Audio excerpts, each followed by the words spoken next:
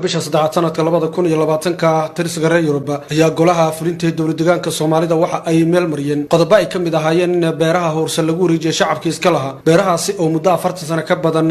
gacanta ugu jiray cid aan lahayn dowladda dargiga ayaana dadkii halkaasi ku noolaa ka qaxisay kadibna beerahoodii dib u dhaxashay go'aanka ka soo baxay golaha fulinta dowlad deegaanka Soomaalida waxa soo dhaweeyay ogaaska beesha gurgure iyo guurtidiisa waxaana war-saxaafadeed ay ku qabteen ogaaska iyo guurtidiisu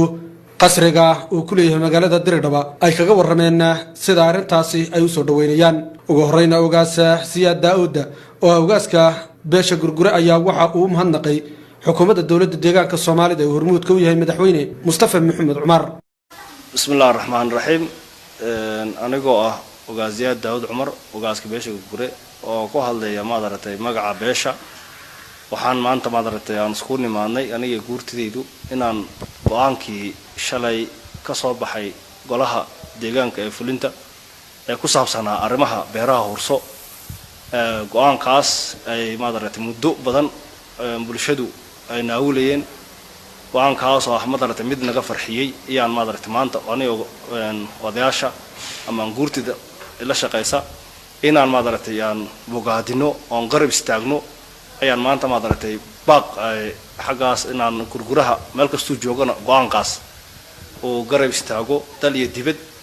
aan annagana guurti ahaan annagoo shacabka afkiisa ku hadlayno waxaan ku dhahay aan ugu faraxsanahay aan xukuumadda maadartay hadda talada haysa ee isbedelkan cusub ee maadartay dalka ka hirgalay ee maadartay deegaanka iyo federaalkaba annagoo waxaan ku dhahay isbedelkaas ku faraxsan isbedelkan oo qayb ka noqday in maadartay bulshadii hurso maanta go'aankii muddo badan 43 sano ka badan aan sugaynay oo deegaanku noo gaamiyay aad baan ugu faraxsanahay waan garab istaaganahay